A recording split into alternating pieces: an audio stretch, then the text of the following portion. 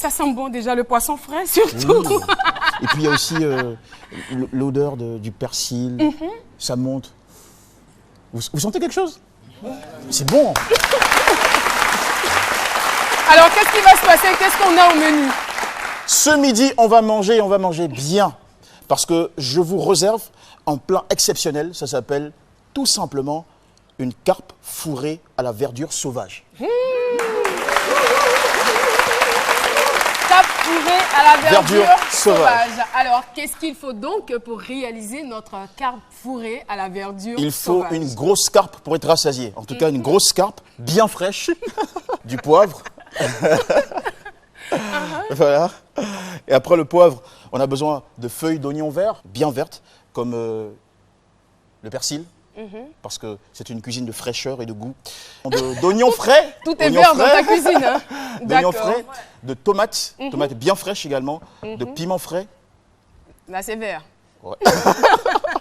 de l'huile, et puis pour terminer, d'une bonne sauce tomate piquante qui est confectionnée à partir de tomates, d'oignons, d'ail, bouillis et bien assaisonnée. Et il faut vraiment s'assurer que le poisson est bien frais. Hein? Bien frais et très tendre aussi au goût.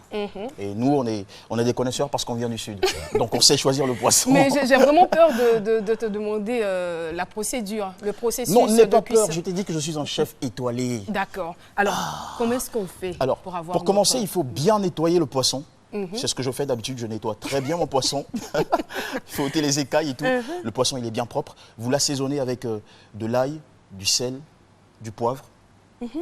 Parce que c'est une question de goût et de très bon goût. Après, vous utilisez le poisson que vous posez dans une casserole.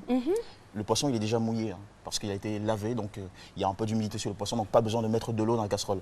Vous mettez votre poisson dans la casserole et vous le faites cuire à feu doux. Pendant Qu'est-ce qu'il y a dans la casserole avant le poisson? pas grand-chose, rien du tout. Parce que le poisson est déjà humide. Donc à feu doux pendant 10 petites minutes.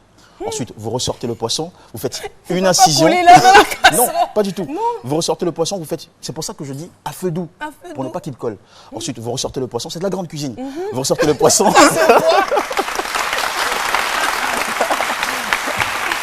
Vous faites une incision. Une incision. Donc voilà, une entaille comme ça, une incision. Et à l'intérieur, vous fourrez à la fois l'oignon vert découpé, mais aussi de la tomate découpée, un peu de persil, et puis de la tomate fraîche découpée pour donner plus de goût au poisson. Et ensuite, vous mettez une autre casserole sur le feu, D'accord. avec un soupçon d'huile, pas beaucoup d'huile, on n'a pas besoin de beaucoup d'huile, juste un soupçon d'huile pour faire frire le poisson. 10 minutes dans l'huile, ça va vous permettre d'avoir un poisson qui